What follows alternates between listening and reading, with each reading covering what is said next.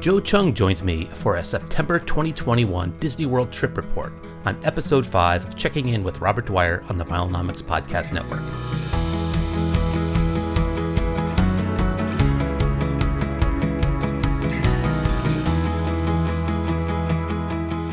I am here today with Joe Cheung. You probably know him from Saverocity Observation Deck. You know him from Miles to Memories, Disney Deciphered, and also a Disney travel agent. Joe, good to chat with you again. It's been a while. Yeah, I've missed you. We just hold out a few more months, and I think we need to hang out in person. I think so. You know, we would probably hear each other in each other's ears a lot, but we don't get a chance to talk back to each other. So this is a little bit of an opportunity, and also an opportunity for me to talk to you about my Disney trip. Just got back from Disney, and you're doing Sam a great service by listening to me chat about the nuts and bolts and deep details of Disney that Disney geeks like us can only appreciate. So are you ready to get into it? Yes, and you're welcome, Sam. Please send my check in the mail. I'll shoot you my address. But yeah, I'm sure that we're sparing Sam, and also whichever of your listeners have tuned out due to the title, we spared them the pain of having to listen to us gush about Disney as a couple of middle-aged adults. I do tend to gloss over the Disney details. Yeah, the parks were fine, but this is an indulgence, a little bit of a chance. We're going to put this up on the public Milenomics feed, the no annual fee version, so everyone can listen to it and maybe reach a little bit more of a broad audience there than the hardcore points of miles types. But I feel like with COVID, we're in this living with COVID phase. You know, it's not... we got the vaccines out there now, and some of us have kids that are old enough to get vaccinated. I know it's probably a big thing. Maybe let's start there. If you've got kids under 12, they're not going to be able to get vaccinated. Maybe you're not so concerned about them getting sick, but other people in the family and older relatives and things like that. Is that playing in for you personally and your considerations on and when to go back to the parks? Yeah, I can speak to that personally with a personal anecdote. We were planning to go in the middle of August with my in-laws and also my sister-in-law and her kids and all of our kids. So that would have been 5 kids total, 6 adults. And all of those kids are under the age of 12 and so not able to be vaccinated yet. We were honestly fine. We booked the trip back in the fall and even through June as Delta was starting to be a thing. We were still fine, but then Disney suddenly dropped their indoor mask requirements and said that, they said essentially, if you're vaccinated, you don't need to wear a mask indoors, but it was not enforced at all. There were tons of little kids running around inside without their masks on.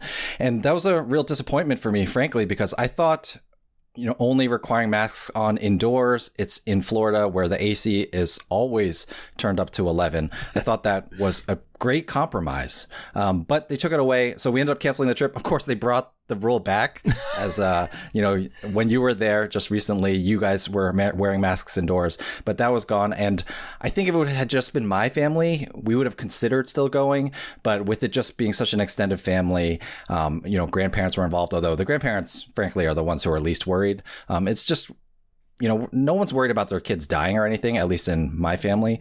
But if the kids don't have to get it before they get the vaccine, why let them get COVID? That's kind of my philosophy. Well, that's interesting too. When we talk about COVID restrictions, everybody has a different idea of what they'd like to see in terms of COVID restrictions in place. I think of it sometimes as a COVID restriction is something that could diminish my trip if the restriction is the restaurants are closed. But in your case, it sounds like having indoor mask requirements is actually something that makes you more comfortable going on the trip. So it's tricky to get it right for everybody. Some people, and I think I said this at the beginning, I'm going to wait to go back to Disney until, I don't have to go wear masks in the middle of summer. 90 degrees out there, standing in line for Mickey and Minnie's Runaway Railway just to try the ride for the first time. I'm not going to lie. It was hot. It was really uncomfortable wearing a mask standing there for 30 minutes outside. So it's hard, I would think, on Disney's part, not just in terms of striking that right balance for all the guests, but also ramping up and down staffing levels, especially in the restaurants, as we'll talk about today.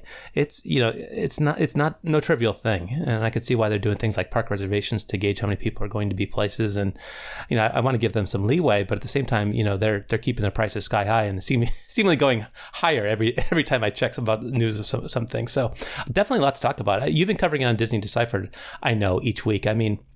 In a sense, maybe you thought you would finish describing all the things there were in Walt Disney World and Disneyland, and now you have to rewrite the book every week. Is that the way it's been going over there? Yeah. Leslie and I, we had our retirement plan ready. We were ready to file for retirement, and then all this happened. So, silver lining in every cloud. But yeah, it's interesting that you bring that up.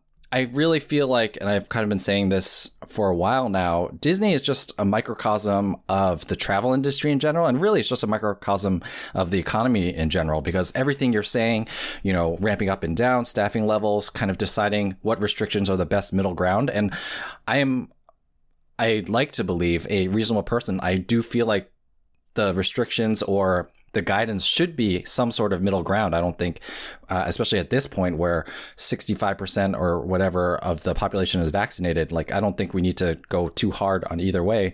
So it's been funny looking at Disney, because the kind of conversations that people in the Disney community are having are just a reflection of the conversations that everyone is having around at least this country. And especially with the travel industry, that staffing thing that you mentioned. I was just talking to a coworker who went to brunch at this place that I had been to a while ago, or Aquitaine. Bob, you probably know. I like that restaurant. It's an excellent restaurant. Yeah. And she said, though, that the service was so bad. There was one poor server who had a whole entire section of tables, and he had to deal with the whole thing. She said the service was so bad that people left. Oh, she ended up staying because she had, her kid was somewhere else, so she had plenty of time. And so, but it's just funny that, we're seeing this everywhere. And at Disney World, where a lot of people have a lot of money kind of riding on the joy of their vacation, it feels even more painful, because it's not just a brunch. It's like $1,000 thousands of dollars in vacation. You're not kidding. I loaded up a gift card with some incentive things I had from work and some other gift cards clanging around. And I loaded up with $850. And I was like, oh, this is going to handle all my dining when we went down there. It was a two park cute, Bob. Yeah, that's cute. I think day 2, it was completely depleted. It was so saddening. So back down to earth. I'd forgotten. I think our kids, and this is part of the COVID frustration. Your kids have grown up so much during this. I bet it's even magnified with kids your guys' age being a little bit younger than ours. My kids are 14 and 16 now, and they eat absolutely like adults and then some. So I was like, oh my goodness, this is the most expensive meal I've ever had in my life. But I mentioned you're a Disney travel agent. I'd like to get into that a little bit if you're open for it. But in helping people plan their vacations, do you have a sense for the style of vacation they're looking for? Sam asked me, what's new? What are you looking forward to seeing there? And I'm like, I just want it to be like the old Disney. This is a return to comfort trip. I want the menus to be the same. I want the rides to be the same. I want nothing different. What's the sense from people that you've worked with and people you've talked to in the community? Are they looking to get back to normal, or are they excited about new things in the Disney world? Well, it's really funny that you say that, because as you say that, I'm thinking, I want to say that there's a split in my clients. The first thing I would say is that most people who use me as their travel agent, they are people who listen to a Disney podcast. So there's a certain level of familiarity and planning that most people already have. It's not like someone random who doesn't know anything about Disney World messages me. That being said, I would say that, some of my clients are like us. They want to go back to the Disney World because it's a place that they think of very fondly, and as much as possible want to see things, feel things, really is the proper verb. To feel things are the way that they used to be. Almost, I don't know, in a weird way. I don't know, when you got back there, Bob, I went a couple times in the spring. I really, in some ways, it felt like it was like a return to normalcy. It was almost like, I don't know, not that the pandemic was over or anything, but it was just kind of like a nice look back into what things used to be like. I don't know if you felt that at all. No, it does. It felt good. And it would be sad, actually, to see. We said this before, with the pandemic even really hit, if you could go to a Disney park and there would be nobody in the park, is that something that you'd be very excited about? And on one hand, sure, it'd be nice to be able to walk on all the rides. But on the other hand, these are common experiences. And I do appreciate them more when there are other people there appreciating them. I'll give you a great example. We were at California Grill, and the fireworks were going off, and people were honestly like, this is awesome. We're watching these fireworks from such a great, comfortable restaurant here. The music fidelity is incredible. These fireworks are huge. I can't believe how big they look from up here. I'm going to clap for no reason other than to express that I'm appreciating this. And if you watched that on YouTube, there'd be no reason to clap. right? There is a joy that is had in group experiences, and that's why people like to go to concerts. I think if you had your favorite band and they would perform a concert for just you and your wife, that sounds neat. But at the same time, you want to see how that performance is causing a crowd to react, and I think that is part of the joy. You want to have the right amount of crowd, though, so it's always a balancing act. What do you think about that? Yeah, I think shared experience is a great term for it, and really the energy that is there, especially, from kids, whether it's my kids or just any kids, kids get super excited when they're at Disney World. So I agree with you that, that shared experience is great. And so, yes, a bunch of my clients are looking for that. And most of them who have returned have really enjoyed it. There's always quibbles to be had. I know you had quibbles with your trip. None of these trips are perfect. Number one mistake of a Disney vacation is expecting it's going to meet your expectations. You have to lower your expectations before you go. So that's a bunch of my clients. But then I also get a lot of clients who, because of the pandemic, and I know without even having talked to you about it, that you have a list of places that you want to go when this thing is well and truly over. And a lot of my clients, have that similar list, but Disney World's at the top of their list. So they're contacting me to be like, this is going to be my first time or my first time in like a decade, but I really want to go back. And, this pandemic has really made me miss or realize the value of traveling. And one of the places I want to travel is Disney World, which I know is, I'm sorry to offend you, Sam, if you're listening to this, but that's how some people feel. So that's some of my clients as well. And, I'm always happy. Those are the ones who need a little bit more advice, and I'm always happy to help them with that. Right. And that makes sense, right? People don't just stumble in out of thin air and say, oh, yeah, what's this place, Disney World? Could you completely orient me on it? It's like, I haven't been in a decade. I want contemporary advice that is matching what's going on there right now. And I think I was talking to my sister about maybe going out to Disneyland, and we were trying to decide whether to book club level at the Disneyland Hotel. And I wrote a post for Robin and Lux Recess. I mean, if you Google, is club level worth it at Disneyland Hotel? Yeah, I come upon my article and I read it and I'm like, I want to hear somebody else's opinion, but specifically I want to hear somebody else's opinion since COVID, right? All this stuff is so different since COVID. So it's like every review from before COVID is out the window now because everything is different right now. And maybe let's start with the Fastpass going away. There being no Fastpass right now, as far as I know. And then they're coming back with Genie Plus and Lightning Lane and all this. What was trip planning down to Fastpass level? Was that something you were doing for clients? And either way, what do you think about the current situation right now where it's back to the really olden days where everybody just comes into the park mostly on an equal footing, just depending on how early you get there? Theoretically, I was supposed to help clients book Fastpasses, but the running joke is I officially became a travel agent in February 2020, worst timing in history. So Fastpass has not existed since I've been a travel agent. However, I am available to advise clients on Genie Plus and things like that. Now, I will say just a bit of inside baseball. The travel agent community was really worried when Genie Plus was announced that Genie Plus would somehow, I guess, obviate travel agents. And like you're saying, people are going to be on the same playing field. Just so you know, Genie Plus is basically you pay for something and then on your app, you're kind of choosing fast passes. You're kind of choosing what rides to go on, and that should be minimizing your wait time. However, Disney made the system so complicated that once the system came out, all the travel agents who were worried that Genie Plus was going to lose them business were like, oh, people are going to have to come to us now because it's like you need to write a dissertation to understand all the different options that there are. So I wasn't too worried about it, but in the end, it is a complicated system. People were still confused by the Fastpass system. Decades in, yeah, absolutely. Yeah, I mean, which was a relatively simple system compared to, I think Len Testa pointed out that there's essentially 7 different line waiting systems in Disney World right now, which just saying that out loud, like you think remembering which Amex transfer bonuses are active is hard, to try to get a place in line at Disney World. Yeah, I guess maybe we should review just quickly what it is for people who are on the fringe and not following stuff on a day-to-day basis. As I understand it, there's going to be no more reservations needed that are possible to be made before the day of arrival. Is that correct? Yeah, so it used to be that before you were going to a Disney park, and this is in Florida, Disney World, not Disneyland. Disneyland has a another totally different set of rules. That's like booking with a partner airline, as an analogy. Great analogy, Shane. I like it. Thank you. So before, like 30 days before your trip, or 60 days if you were staying at an on-site Disney hotel, you were able to say, oh, I want to go on these 3 rides, and you would get times to like go visit those rides. And that was what the old Fastpass system was called. Now that is gone. Like, you do not decide a month in advance or 2 months in advance what rides you want to go on. You do need to decide which park you want to visit. There are 4 Disney parks: Magic Kingdom, which is the castle, which everyone knows; Epcot, which is for the nerds like me; Hollywood Studios, which is all the Star Wars stuff; and Animal Kingdom, not a zoo.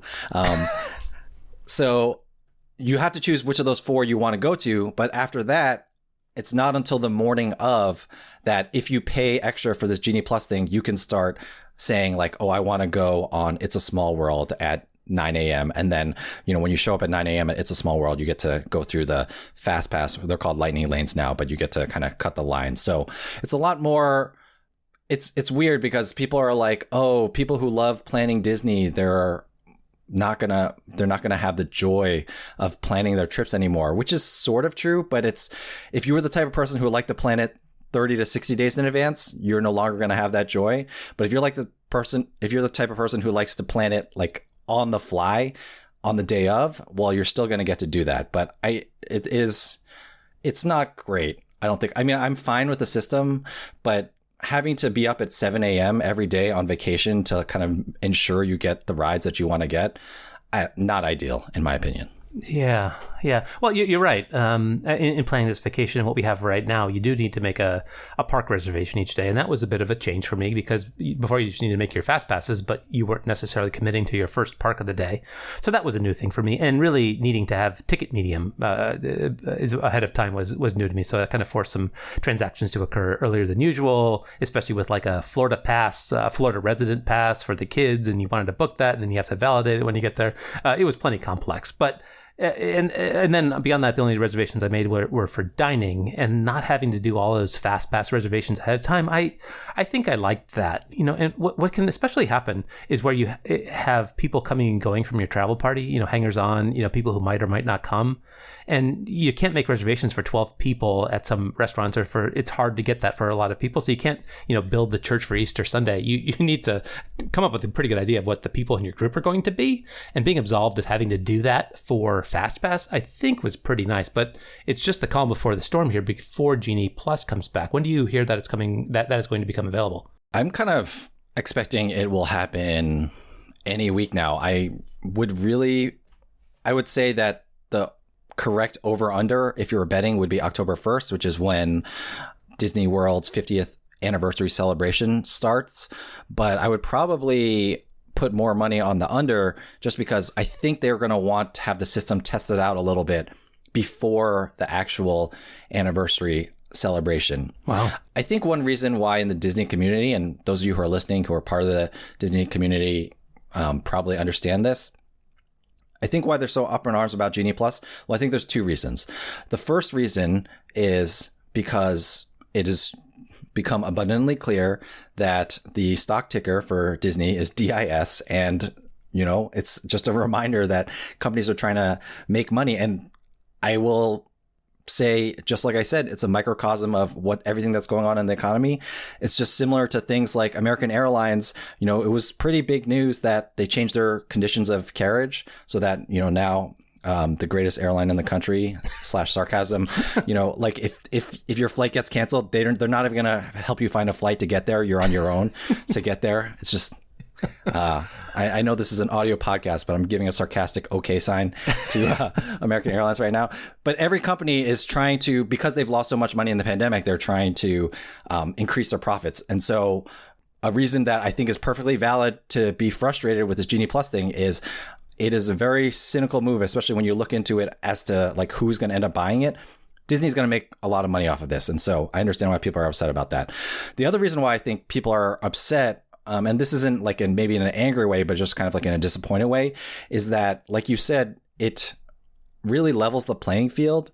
And so the advantages that people used to have by kind of understanding how to maximize the the Fastpass system, they're just not going to be there as much anymore. And so I think that's why people are frustrated. But that being said, things change. And if I'm being objective, I do think that more families are going to get to go on more rides with this if Disney implements it correctly, which is a big if because of Disney and technology. They can be terrible with it. I don't know if my family will get to ride as many rides as we used to, but I think overall, I think people are going to have a better experience, but it's just people who know the system aren't. And I think that's why, in Disney communities that know the system know how to hack it. It's the same reason why we get frustrated when airlines devalue their miles, because it probably works out better for other people who didn't know how to use their miles, but us who get all the maximum value out of it, we lose the value. Yeah, right. Where a partner award goes from being bookable only over the phone to being readily discoverable. That's a really good analogy. That's a perfect example. American Airlines again.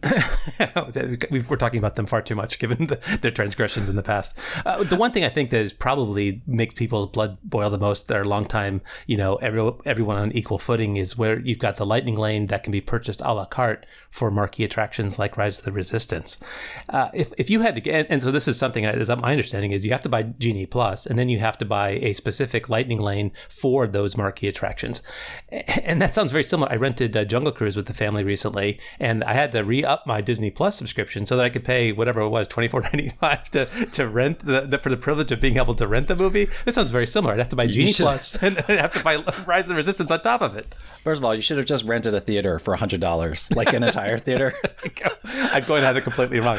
You probably would have enjoyed the experience more. It's not as bad as you say. So Genie Plus is going to be $15 a day, and that gives you kind of hour by hour access to shorter lines. However, there are marquee attractions like Rise of the Resistance, which if you have not read about it, if you are not a Disney fan, but you're a Star Wars fan, it is like you are in the middle of a Star Wars movie. So it's very cool. But attractions like that, Flight of Passage at Animal Kingdom, they are going to be what's called individual attraction selection Lightning Lane. This is why it's so complicated. Bob, you know your Disney stuff, but even you are confused by all their nonsense. The bottom line is Genie Plus and these individual purchases are separate. So you do not have to pay the $15 and pay the whatever I'm afraid is going to be like $25 per person on a busy day. I know we like to bet, and you've usually gotten these right in our bets that we've made, and we've never paid off on. I'm sure you're far ahead.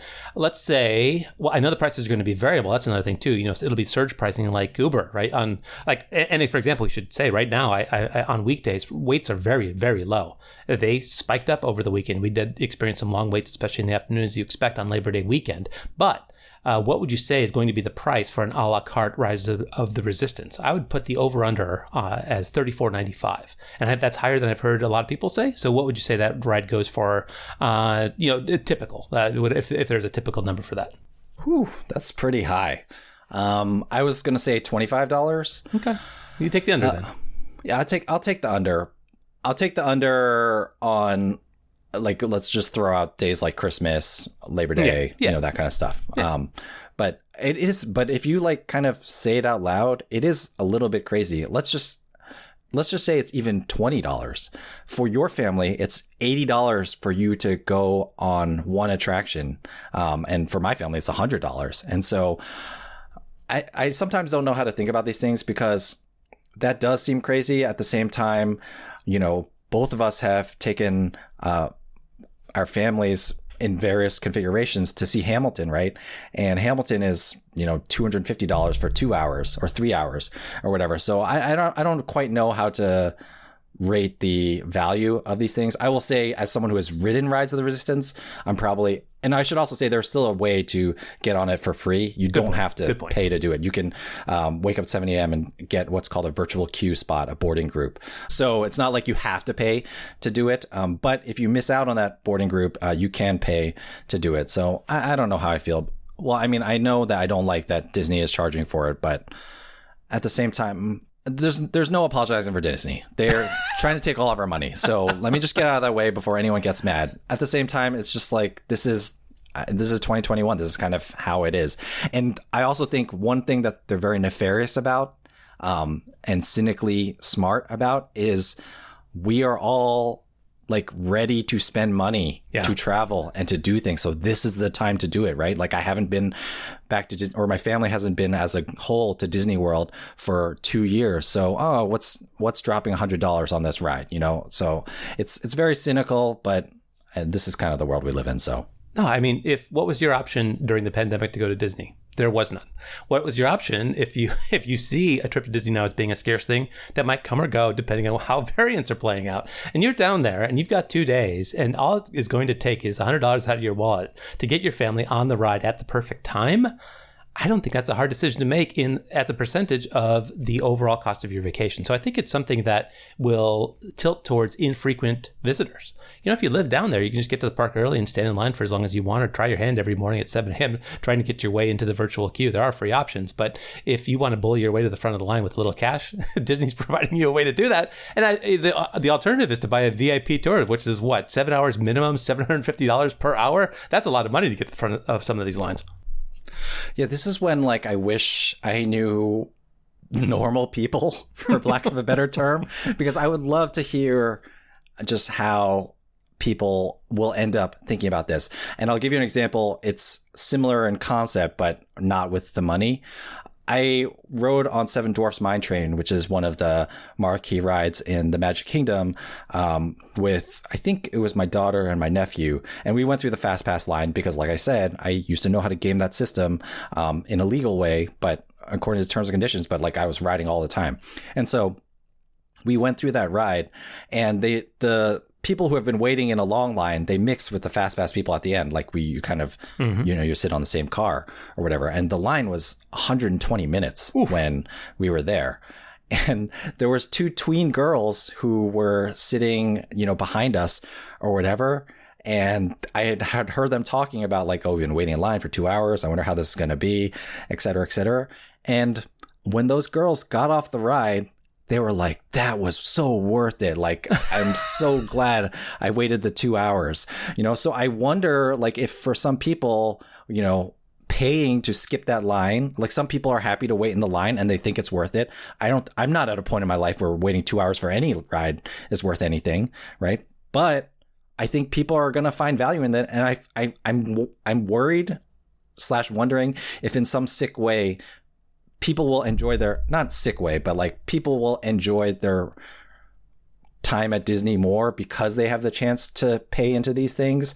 And, Disney is, they're going to laugh all the way to the bank no matter what. But I don't like the idea of having to incrementally shell out money once I've gotten there. Separating the price that you pay for something far from the time that you enjoy it, I think has been a good strategy for them historically. Maybe they'll bundle something at the time of purchase that would help. That I think that's a lot of what they do, right? They want to make you pay way ahead of time. Buy the dining plan. Pay for your park hoppers, pay for admission. Once you get here, it's all about having a good time. And I think that breaks that model. And I don't think that's going to be a good thing, that a la carte portion of it specifically.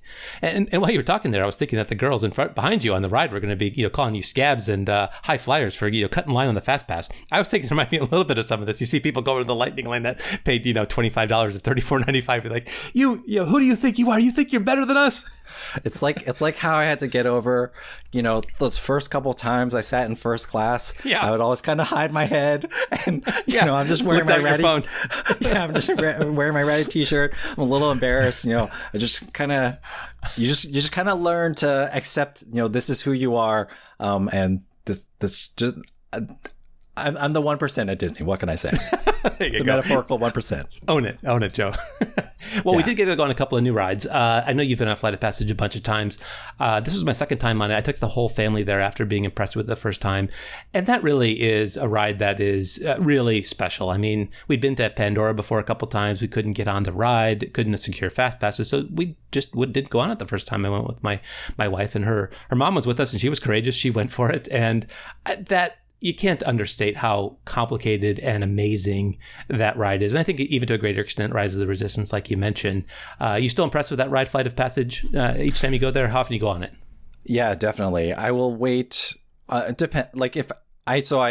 When I went in May with my older daughter, we waited for an hour to do that. Probably the longest I've waited in a standby line for a long time. But I really wanted her to experience it. And like you said, yeah, it's a great point. Like only had one day at Animal Kingdom. That was our only day at Disney. We were doing other things down there, like Kennedy Space Center and stuff like that. So if I had the chance to pay $40 to skip that hour line, or $50, I might have done that with my daughter, the two of us. Yeah.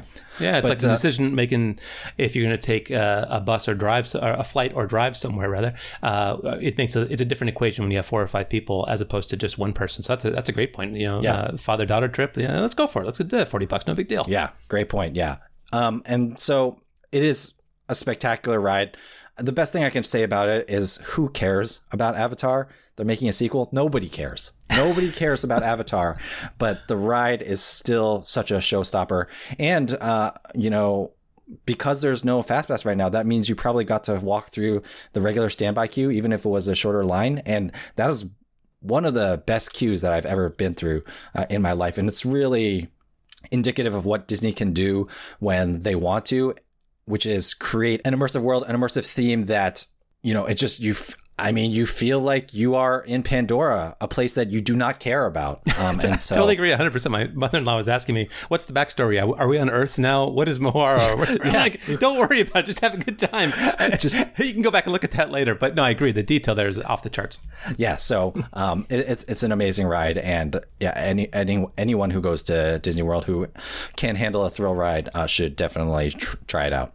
Well, this next one that was new to me and came probably at the worst time with respect to the pandemic is Mickey and Minnie's Runaway Railway, which doesn't sound like much. It is in the old Chinese theater where the Great Movie Ride used to be at Hollywood Studios. They did an incredible, are they calling this an overlay? They made use of an existing building, but it's such an incredible improvement over what used to be there before. What do you think of this ride? Yeah, it's a great ride. There are, I guess, Disney stands, or I don't know what to call them, but there are people who, the ride that used to be in there was the Great Movie Ride, which was I really enjoyed the attraction, and it was great examples of the animatronics that Disney used to do, or can still do, but don't do as much of anymore. But the fact of the matter is, that ride, I could not take my kids on that ride. There's this section where you go through and your Sigourney Weaver is an alien, and I forgot about that. Yeah, the guns.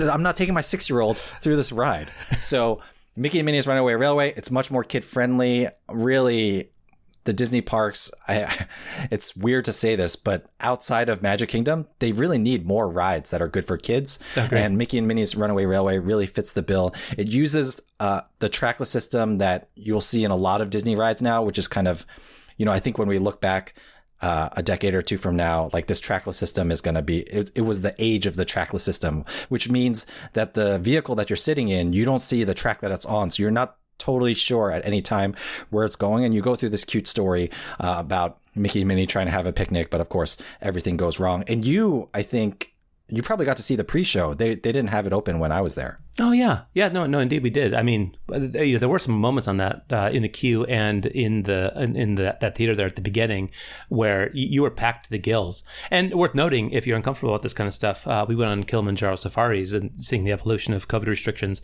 I hear they used to have plexiglass up, or some rides were seating every other row.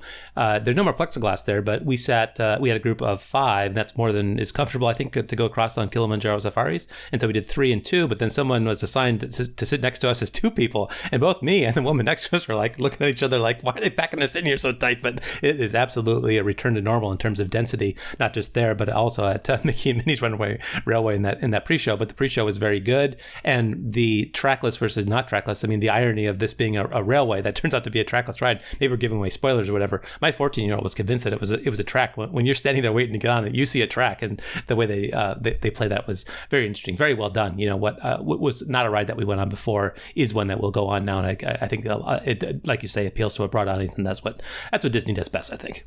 Yeah, and it's a good point that they really are at a return to normal in terms of fill in all available space, et cetera, et cetera. I joked with you, the only time I'm jealous that your kids are 14 and 16 is when I think about the inability for my kids to get vaccinated. So I'm in no rush. You and I talk offline all the time. We're in no rush to have our kids grow up, except for this one small reason. Well, it reminded me of the time I went to Fenway with my same son, and it was 25% capacity, and a week later it was 100%. It's kind of been that jarring in a sense that, like, oh, maybe at one point there, going to Disney was a more sparse experience. You could move around the parks more freely, but yeah, it very much felt like a return to normal in terms of waiting in lines and crowds and things overall.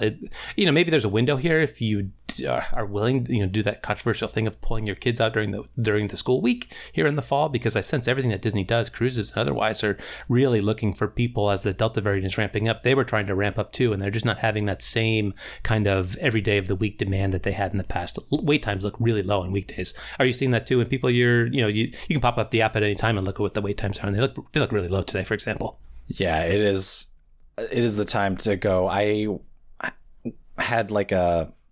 was thinking of going next week. I probably will not go, but I have an annual pass, and there's a new attraction, Remy's Ratatouille Adventure, which is also in Disneyland Paris. I mean, it's the same attraction as Disneyland Paris, but they have annual pass holder previews, and I was thinking of going down for that, and the wait times are incredibly tempting. I mean, it's like Flight of Passage, like I said, I waited for an hour for it, but most people are getting on in like 15-20 minutes during the weekdays right now. And the numbers are finally starting to come down in Florida. Unfortunately, I think they're going to come down enough that on October 1st, when the 50th anniversary starts, that's when the crowds are going to come back. But if for some reason you have time to go, like right now in September, and remember, masks are on indoors and stuff like that. And I know you, Bob, in the notes you've written that when you were outside and it was too crowded, you still put your masks on. I think now is the time to go. In fact, I bet you won't even see that many crowds, so you won't even feel as bad right now. Yeah, it'd be interesting. I would say if somebody's looking to go, say, on a weekend, 3 weeks from now, take a look at what the crowds look like on a Saturday. Just download the Disney app, pop up, and look and see what wait times look like, and then compare it to a weekday. If there's a chance you could go on a shoulder weekend, pull a kid out of school one day, or you have a rogue school holiday or something like that. Yeah, take a look at that. But yeah, overall, I would say great time to go. If I guess what I'm really interested in is a weekday in the fall going to be low crowds, or because they were not on Labor Day weekend, I would say they were not particularly low crowds, nothing like what I'm seeing on weekdays right now. Yeah, I mean, the real wild card is this 50th anniversary celebration. That first week is definitely going to be packed, but I'm not sure. And maybe that'll run through, the Columbus Day holiday or whatever, but I'm not sure what's going to happen after that. Like, I don't know how quickly demand can bounce back. Just Disney was supposed to open various resorts, and all signs are pointing to reopen various resorts that have been closed for a year and a half. And there are signs that are pointing to those resorts not reopening because the demand's not there or people have canceled. So, Disney's in this weird, when they announced that masks came back, a bunch of people all canceled at once. And it was funny because some people canceled because they did not want to wear masks indoors, but some people canceled because Disney bringing the mask back kind of reminded them things aren't that great in Florida right now, so I'm going to wait. So Disney they cannot win. Yeah, they got whatever, they burned the candle at both ends in a negative way. I guess that metaphor is always negative, but they lost a lot of demand at that point. So I will be interested as well to see. I think October 1st through like 15th, who knows, but after October 15th, see what the crowds look like. And it might be, it might still be kind of quiet on the weekdays. We'll have to see. Yeah. Well, I know the Food and Wine Festival is still going on. I did want to talk about everybody's favorite thing. Well, my favorite thing. What did you eat when you were down there, right? And Food and Wine was going on, but man, the lines for those booths were so long. And I was actually tempted, since I was having a hard time getting a reservation at some of our favorite places, to just snack around the world. But my family does not do so well with that. And if you added on these lines on top of it, I mean, I could see the snacking around the world being just the greatest ththing. It's like going down a lazy river and you're picking grapes off of trees next to you. It's just so wonderful. But if you stood in a line for 35 minutes to get, something at the Japan Pavilion or whatever it was, that's just not very amenable to the way we like to enjoy the parks. So I'm so glad that we made a reservation for a restaurant at the back of the World Showcase. So I'll get into that in a second, but I want to review each of these restaurants because, like I said, it's a return to favorites here. I don't know. It'll be interesting to see if you've been to some of these and what you're hearing from other people at these restaurants and what you're hearing about restaurants in general. But and this is kind of similar to some vacations I've booked where, I want to book the sure thing, and then it's always a plot twist and it goes the other way. And if there ever was a sure thing, a can't miss for the whole family and us, it would be Ohana inside the Polynesian. And we've had a good time there every time. I would rate it 97 points in the past. Just everyone is in a good mood. You truly feel like you're on a vacation within a vacation. It's so fun. It is a all you care to eat experience. You just sit down and they start bringing great food to you. And I'm sure, Joe, the controversy, they changed the menu and it didn't include the famous noodles anymore. And people started printing shirts, Ohana means noodles instead of Ohana means family. People were railing, they're pounding, they're on the table on the noodles. Well, they brought the noodles back, but they didn't bring the skewers back, which were the real star of the show. And I thought, well, okay, no skewers. So, but they still have meat, right? They have beef, chicken, and shrimp. But they're just not serving it to you on skewers because of COVID. They just want to deliver it to you on a table on a skillet. Well, no, they aren't doing, I don't think they're cooking them the same way at all. I mean, we were served some of the most inedible beef I had ever come across. I would be concerned about feeding it to a dog. It was so chewy. It was just like, imagine throwing a bunch of cubes of beef in an oven and letting it go for about half an hour and then pouring some teriyaki sauce on top of it. Our server must have seen that we didn't eat but one piece each. And he's just like, you guys want anything else? It was so disappointing. The quality of the food was so low. There was a chef there, a guy in white chef whites, and I'm like, how does this guy have the courage to come out into this dining room wearing that uniform? This food was not good. I don't know if it's a matter of people or a matter of supplies in that case, but my advice on Ohana is do not return until someone gives you the all clear there. What's your experience with Ohana, and are you hearing this from other people? I haven't been, but I'm not surprised. And you forgot the kind of most important thing, which is the price tag. The price has not changed. Everything at Disney, the price hasn't changed. So you're paying the same prices as you were in 2020. But in a lot of cases, like at Ohana, things have changed for the worse. So I'm not surprised. I think this is, again, one of those, I don't know if it's a supply chain issue, or I do think that there are like concerns for how they keep the food heated or like preparation time. I think one of the big things with the noodles, I think they were trying to replace it with a fried rice, which fried rice keeps longer, better. Like, noodles get soggy or start sticking together. You kind of have to make them all fresh. They did that too. Yeah, so I don't know. They kind of have to figure it out. And man, I feel bad for that chef. You just went out on him, but Well, so $55 a person, and they start charging you as an adult there. I think is it 10? It's 10, yes. So there's an age there where kids are just not eating that much. So we were 3 adults, 2, like I said, 14 and 16-year-old, and the bill there with 1 drink each, 3 alcoholic drinks for the parents, for the grown-ups, 2 non-alcoholic drinks for the kids. $400 with tip, and that is probably the worst value I've ever come across in dining in my life. I ordered the famous back scratcher drink because I got the Lapu Lapu last time. That comes in the pineapple. The back scratcher didn't even come with a back scratcher, Joe. There was no bamboo back scratcher in the back scratcher. That's how bad things have been cut back at Ohana. Amazing. It's just amazing. That's a new low. All right, moving on. Skipper Canteen. You been there? Yes, I have. Really enjoyed it. So I'm excited to hear how it was this time for you. I think it still is the best place in the Magic Kingdom for a lunch. Cold AC, interesting menu. Not at all talking about hot dogs and hamburgers here. This is they have pared back the menu. I think they started maybe too ambitious. They kind of found a sweet spot there, and then they pared it back a little bit from there. I like these Thai noodles that they have there, which they still have, which is pretty good. I also like the crew stew, which is kind of a vegetarian, interesting curry dish. The menu, though, was cut back too. My wife really liked the salad that they had there, and you would get like a steak salad, big steak salad. The waitress explains we can still do a salad, but it's just going to be like a house salad, and then we'll put some steak on top of it. Fine. My wife gets that. And I noticed that she's not eating any of the steak that comes with it, and she asked for it to be done medium rare. And they did that. It looked to be that color, but man, that steak was chewy. And I don't want to say that I'm going to Disney to eat steaks. I'm really not. I'm just saying that there's a quality problem with the proteins that they're serving there. So other than that, if you stick to the safe menu items, I think you're okay there at Skipper Canteen. But man, watch out for the beef there. I would love. I'm probably one of the few, but if they ever did a documentary on like supply chain stuff, I would just be fascinated to see, because it does really feel like you forget that Disney World is it's a small city, Yeah. And they need an infrastructure to get food to like everywhere. And this is not excusing, the tough beef or whatever, but it's just, I'd just be fascinated to see what kind of logistical issues they had to deal with.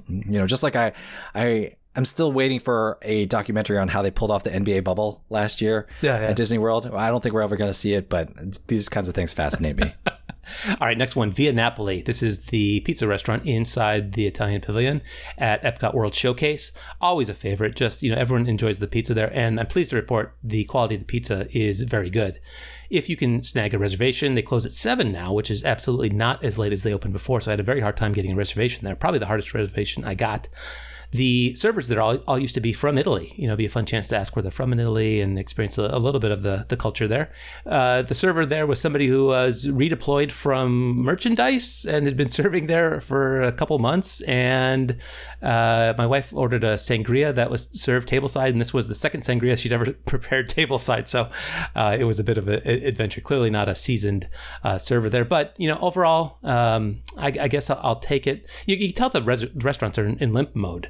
Half the tables aren't occupied, but the restaurant, they've got people put into all these strange nooks and crannies in the restaurant, and it's just not a great feeling. But the pizza was good, so I save it. I give Via Napoli an acceptable level of passing in the time of COVID. And just pizza at Disney is overpriced, like everything at Disney is overpriced. However, Via Napoli is the place that I recommend in terms of like sitting down, the amount of money you pay per person, relative to how much you get to eat. Via Napoli is always a winner, as pizza generally is. Okay, next restaurant, Whispering Canyon Cafe, a new one to me. This is a fun restaurant inside the Wilderness Lodge restaurant. And I always heard this is the place where they do gags. You ask for some more ketchup and they bring you 30 bottles of ketchup and things like that. So I thought it'd be a fun thing to check out because we didn't have anything else in that space. We ate it. We were at Animal Kingdom in the morning, and we would be going to California Grill later that night, so it was a good chance to check this place out. And it was fun. It was good. Maybe especially on the heels of Ohana, they do these skillets there for breakfast or lunch at lunch, and the food there was it was good. It tasted really good, but again, a COVID limitation comes into place. My younger guy, he was crabby because they had on the menu all you can care to enjoy milkshakes. And I thought a milkshake would hit the spot, and the waitress says, "Oh, sorry, no milkshakes. There's a part missing and the machine is broken and we can't get the part." And we all say, "Due to COVID," in unison. She's like, "Yep, you guessed it. Due to COVID, we can't get a part for the milkshake." So feel the magic.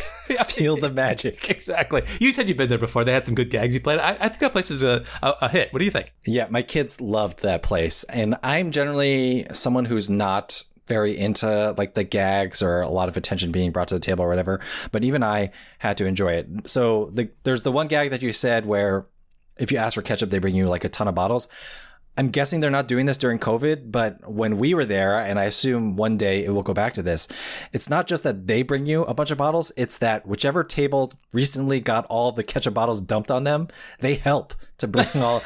So I mean, it's like, you talk about shared experiences. It's like, everyone's there having fun, like dropping off tons of ketchup bottles to each other as a big gag, which, kids, especially my kids under the age of 10, but I'm sure even yours, like these gags, the kids eat them up. And then I was telling you that at some point, I can't remember if it was my second or third refill of Diet Coke, but they gave me this gigantic stein. It must have been a liter of Diet Coke. And I could not paint for you a word picture of the look on my wife's face when I drank that thing. But you drank it. It's even better. Yeah. Oh yeah. Hey, it's free, Bob, quote unquote. It's free refills. The only other overt gag, I mean, you have to be competent as a server to employ gags and comedy afterwards. And this is also possible at the 50s Primetime Cafe in Hollywood Studios. If people haven't been there, you have to be a good server to be able to layer comedy on top of it. So this is exactly the kind of thing where you need people with experience there, because if you don't know how to serve food in the first place, you don't know how to serve food with comedy. You just be seen as a rude server if you throw a bunch of napkins in the and say bombs away. People are going to think that's funny. Oh, is that what they did? We didn't get that. Yeah. I saw someone else. We won't give away all the gags. Check out Whispering Canyon Cafe. Yeah. I give that one a thumbs up. And I would just add that another benefit of going to Whispering Canyon Cafe is Wilderness Lodge, the resort that it's in, is really nice to walk around. There are some quiet places where you can sit along the water, and it's we really love visiting that resort. If you're there during Christmas time, it's probably the best tree in Walt Disney World. So, Whispering Canyon, 2 thumbs up. Absolutely. No, we enjoyed that too. I'd never been there before. Very similar to the Grand Californian at Disneyland. A little bit more rustic in the Walt Disney World interpretation, but the signature scent as you walk in there, that kind of woodsy pine is, I wish they made a candle for that. I've bought some of those candles. They don't smell like what they're supposed to, so I'm still looking for a good purveyor. If you know of a good one, hit me up on Slack. But yeah, no one's sponsored us yet, but we'll let you know. There you go. All right. Last one here, and we saved the best for last, and it is the California Grill. High atop the Contemporary, which is largely closed. This is the hotel that was designed back in the day. The monorail goes right through it. It's right next to the Magic Kingdom. You can walk there. It's the greatest thing. Well, the hotel rooms are all being refurbished in a Incredibles overlay. So it's kind of weird. You walk in there and you're walking down like these little corridors to get to the restaurant. The restaurant is still open, thankfully. I'm so glad California Grill is open because it has been one of my favorites. I would have rated this restaurant in the past 100 points across 2 visits. This was our 3rd visit there. And I was afraid, Joe, that this was going to go in a very bad direction when we first got there. You walk into this restaurant and it is just so beautifully, just perfectly, the decor is just gorgeous. It just, I am calm when I'm there. My kids, even, they're older now and they remember when they went there before. And this was the first place that they ever said, oh, this is a special place. We're going to enjoy this meal. We're going to sit up a little straighter. We're going to behave a little bit more tonight. And that's what I love about it. And everybody appreciated it this time. But we're walking in, you see, oh, look, there's the Magic Kingdom over there. Oh, look, there's going to be fireworks here tonight. And it was even a little stormy that evening. Oh, look, there's lightning outside. It's just the view is gorgeous and the room is gorgeous. They walk us through the restaurant, out the back of the restaurant, into this private, conference room. And I'm like, where am I? Am I still in the restaurant? And they wanted to seat us at this table that was like a 4-top, and they kind of hung a 5th spot off of that. And not only that, it was at the entrance to this venue, this annex room off the back of the place. And my wife, without even asking me, she's like, could we get a table in the main dining room? We were hoping, everyone there's going to have to see a table that has a view of the fireworks, right? So I didn't want to be that guy like, oh, can I have a seat by the window so I can see the fireworks? I just left it to chance. And boy, leaving it to chance was not the way to go there. The next table that we got, nice 6-top, circular. I enjoyed that meal so much. It was so comforting. Another return to greatness. Maybe not 100%, but the server had been there 17 years. He knew the drill. The food was really good once again. The experience of seeing that space and being, it was fantastic, Joe. More expensive even than Ohana, but I don't mind it because it delivered. And I guess my piece of advice would be there. Make sure you get a good table. And last time we stayed at the Contemporary and then ate food. We dined at California Grill. They left a note on our tables saying, thank you for enjoying your vacation at the Contemporary. We hope you enjoy your dinner here at the California Grill. There's a tie-in there. And what I want to raise up for you is any examples of that you've heard of. When you book a certain level at Disney, does that convey to other things being better in your in-parks experience? Is there some magic Mickey hand going on in the background? I swear I experienced it when I was doing Disney Cruise concierge level. I always wondered, are things better here because we're staying concierge? You never know. But have you heard of things like that by booking and staying on site, you get these kind of hidden shadow benefits that you don't overtly know about, that they're not enumerated anywhere? Have you heard of things like this? I've never heard of an official policy, but I've definitely heard, just like the stories you said, these kinds of things happening anecdotally. And there's a kind of simple to understand version where if it's your birthday, or especially one of your kids' birthdays, you can get them a birthday pin and everyone treats them specially because of that. I think, if I had to hazard a guess as to what's going on, I think that when you tap your Magic Band to pay or whatever, or to check in, there's got to be some asterisk or note. I just feel like, that's what would make the most sense. And then that's why they know. Because the only other option, the other thing, it might be just because California Grill is so expensive, they just treat everyone great there. And I wouldn't be surprised, just from what I've heard about the management there and the chefs there. It is, the experience at Disney World for dining. So. Yeah. A waiter we had last time said he would eat there 10 times for every other restaurant on site. And I wouldn't go that far. I mean, it's expensive, but I appreciate it for the quality and the scarcity and the overall experience. Highly recommended California Grill. Would it still be 100 points with me? I might give it 97 this time. There might have been a little bit more, a little more polish on the plate last time in terms of the dishes that we got. But overall, it's still firing on all cylinders. And that was very comforting. So that's it for the dining. Before I let you out of here, I want to talk about some Disney stuff going forward and get your opinion or hear what you're hearing about some of these things. You mentioned the Ratatouille opening October 1st. And we saw that. That's there. It's ready to go. We did see those DVC people, Disney Vacation Club members, were able to get in and ride that and experience the restaurant in there. That is something to look forward to. And I could maybe, it's always good to have one thing to go back and check out anew. But what have you heard about this Space 2020 restaurant at Epcot? It's going to be like a trip to kind of a bridge outer space kind of thing. Is it by Mission Space somewhere in Epcot? Where it's going to be? Yeah, it's connected to Mission Space. It's called Space 220. And the conceit is that you are going to be launched 220 miles above the surface of the Earth and are going to be in space, quote unquote, air quotes here, as you are dining. And I was just listening to another podcast about it today, and people are saying that they're not sure why everyone's excited about this. I love the idea, and I am mildly excited about this, but they did bring up a good point, which was we have not seen the menu for this place. So it's weird that people are like super excited about this restaurant without even knowing, like, we don't even know what kind of food is going to be served there. Everyone is saying, oh, I hope they better be serving astronaut ice cream. But aside from that, which, by the way, I don't know if I agree with, but if you like that sort of thing, that's great.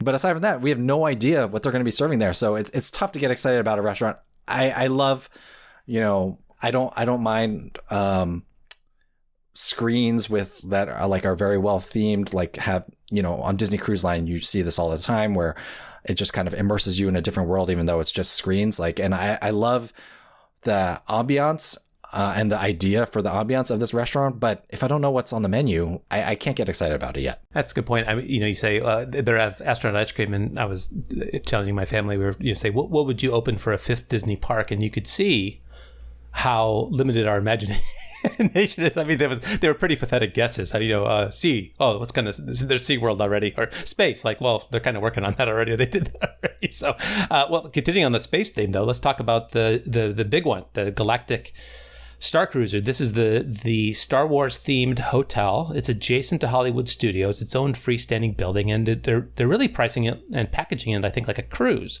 1 night, 2-day experience. You have itinerary that what they say it invites spontaneous scheduled enjoyment or something like that. But I don't know. I've often said there are seasickness concerns with a lot of people, and people don't want to go on cruises. And now people maybe don't want to go on cruises because of COVID.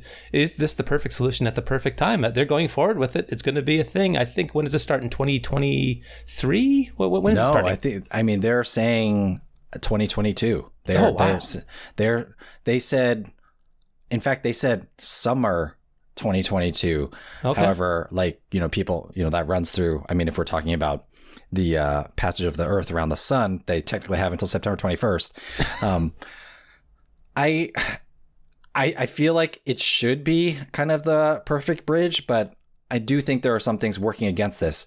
Number one, I consider myself a pretty big Star Wars fan. I mean, I've watched all of the Clone Wars, which is 7 seasons of cartoons on Disney Plus, but I still don't know if that makes it worth $4,500 for 2 nights for 2 people. The pricing is just kind of a bit too far out there. So this is as a outside observer, I'm going to be fascinated to see kind of what supply and demand goes for here, because it sounds like a fun experience, even though I'm not into LARPing or live action role playing. That's what that stands for.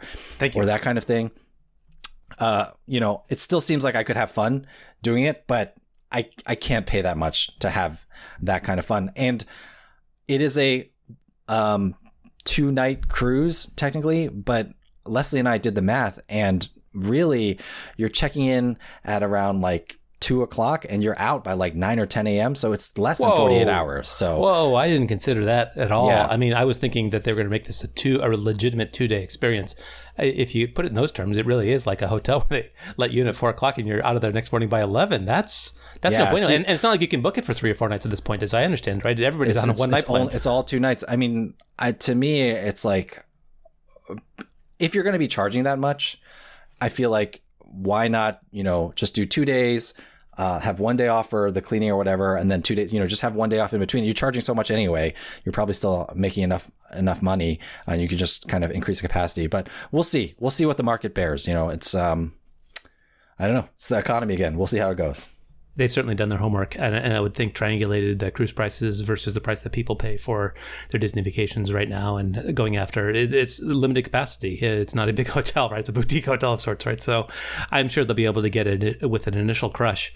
I would say, Robin was pretty interested in this. We had her on for another episode, and she was excited about it coming, but luxury fan and a big Star Wars fan, so that's the intersection there. For myself, I do like the luxury Disney stuff. I've had really good experiences with that. I think it delivers on par with how much you pay for it most of the time, and when they do, I'm happy to pay it. But if that fell short, I would be I'd be crabbier than when I was walking out of Ohana. So they better watch out. I mean, paying $100 to go on a ride is one thing. Paying really $6,000 for a family of 4 for 2 nights that don't go well, like that is something totally different. I mean, for $6,000, you can have fairly comfortable 6-night vacation at Disney World with your family. So it'll be really interesting to see how it goes.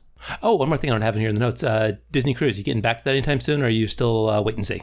So we were supposed to go to Alaska on Disney Cruise this summer. You'll like this, Bob.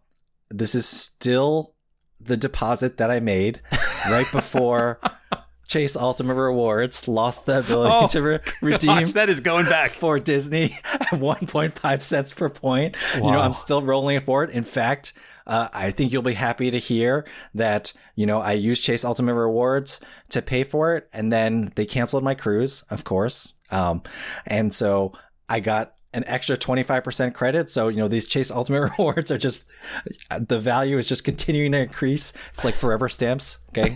Yeah. I think you should inquire about the prospectus about this endeavor. Like, when are they going to start paying some dividends for this money of yours are holding year over year? You joke about that, but I'm like, I cannot cancel this cruise because I don't know if Disney is going to know how to route the money back to me. Chase doesn't work with connections anymore. Only go forward. There's no path. There's no going back. So I'm going to go on some Disney cruise in one way or another. But we were supposed to go on Alaska this summer, but of course all the Alaska cruises got canceled. But it's tentatively scheduled for next summer, next July. And I'm really looking forward to that. And it is actually very freeing that I'm like, we still have some balance to pay, but since like so much of it has been paid for already, it doesn't hurt as much. And then, like we said, we haven't traveled for so long, we're more willing to pay anyway. So, kind of all snowballs in a very nice way there together. Oh, that's a great spot to end it on. Joe, I felt like this was just like catching up with a friend that I really would like to make a priority to talk to after a long time, especially after Disney vacation, and I hope others enjoyed listening to it. Why don't you tell people where they can find you, both for your content and for your travel planning services? Yeah, so relevant to what we talked about today, you can find my Disney podcast at Disney Deciphered. Just find that anywhere you find podcasts. We kind of go through just all the nitty-gritty of what you need to know to plan a Disney vacation.